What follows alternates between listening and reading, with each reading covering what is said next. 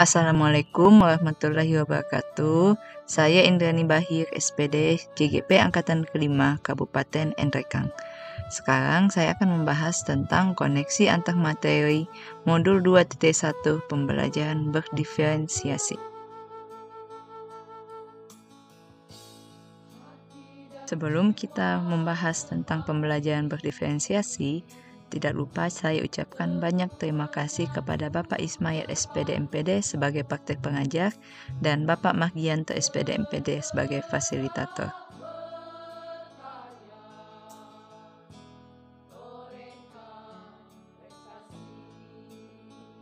Apa yang dimaksud dengan pembelajaran berdiferensiasi dan bagaimana hal ini dapat dilakukan di kelas?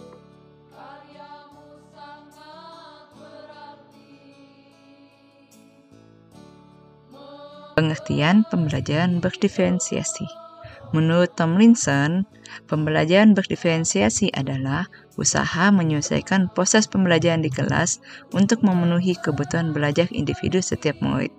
Pembelajaran berdiferensiasi adalah serangkaian keputusan yang masuk akal yang dibuat oleh guru yang berorientasi kepada kebutuhan murid. Jadi, pembelajaran berdiferensiasi adalah pembelajaran yang dilakukan oleh guru untuk memenuhi kebutuhan muridnya. Penerapan pembelajaran berdiferensiasi di kelas, yang pertama, kita menganalisis kebutuhan belajar murid dengan melakukan diagnostik awal berdasarkan 3 aspek kebutuhan, yaitu kesiapan, minat, dan profil belajar murid. Yang kedua, kita menganalisis strategi pembelajaran berdiferensiasi, strategi konten, proses, produk. Yang ketiga, mengimplementasikan rencana pembelajaran berdiferensiasi di dalam kelas. Yang keempat, melakukan asesmen pembelajaran yang sesuai dengan tujuan pembelajaran dan kebutuhan murid.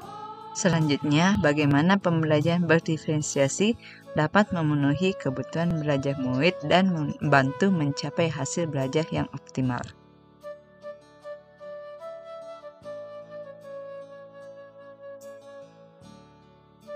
Pembelajaran berdiferensiasi dapat memenuhi kebutuhan belajar murid. Yang pertama, kita melakukan pemetaan kebutuhan belajar murid berdasarkan 3 aspek, yaitu kesiapan belajar, di mana kita melihat kapasitas murid untuk mempelajari materi baru atau keterampilan baru. Yang kedua, minat belajar, yaitu kita memberikan pilihan belajar kepada murid agar meningkatkan motivasi belajar. Yang ketiga, profil belajar murid, yang dimana karakteristik yang dimiliki oleh setiap murid yang dapat membantunya untuk memahami materi atau keterampilan baru. Pemenuhan kebutuhan belajar murid agar dapat mencapai hasil belajar yang optimal, kita dapat menerapkan 3 strategi pembelajaran yang berdiferensiasi. Yang pertama, diferensiasi konten, yaitu apa yang ingin kita ajarkan sesuai dengan kebutuhan belajar murid. Yang kedua, diferensiasi proses, yaitu melakukan variasi dalam proses mengajar yang disesuaikan dengan kebutuhan murid. Yang ketiga, diferensiasi produk, berupa tagihan yang dihasilkan oleh murid sesuai dengan konten atau proses yang telah dilaluinya.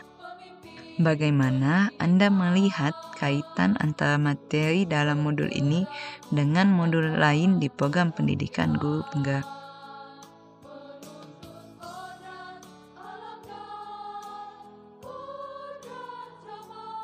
Yang kita telah pelajari dalam pendidikan guru penggerak, yang pertama, filosofi pemikiran Ki Hajar Dewantara. Yang kedua, nilai dan peran guru penggerak. Yang ketiga, visi guru penggerak. 4, budaya positif. 5, pembelajaran berdiferensiasi, yang dimana kelima ini bertujuan untuk melakukan pembelajaran yang berpihak pada murid sehingga melahirkan profil pelajar Pancasila.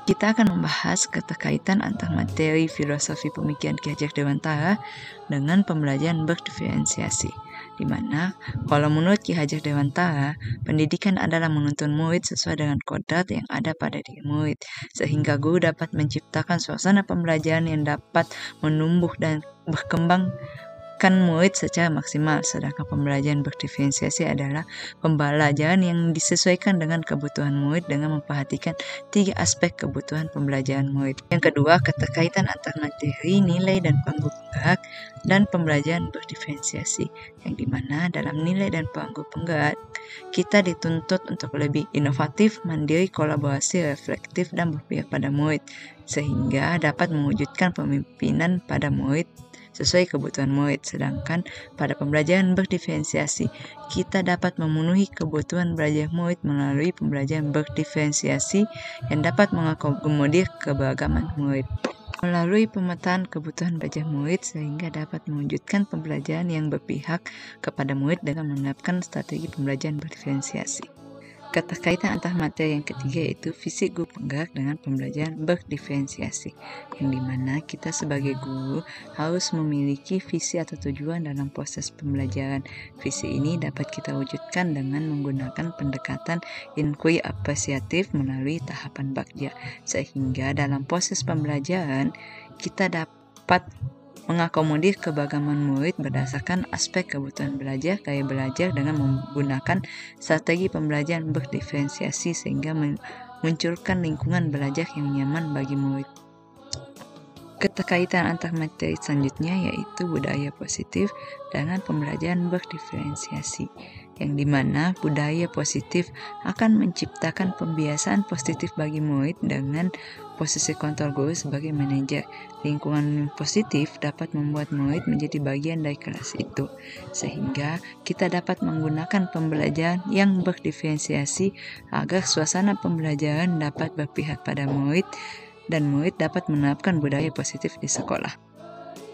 Jadi kesimpulannya adalah penerapan pembelajaran berdiferensiasi sesuai dengan filosofi Ki Hajar Dewantara, nilai dan peran guru penggerak sehingga akan mewujudkan visi guru penggerak dan menerapkan budaya positif yang ada di sekolah.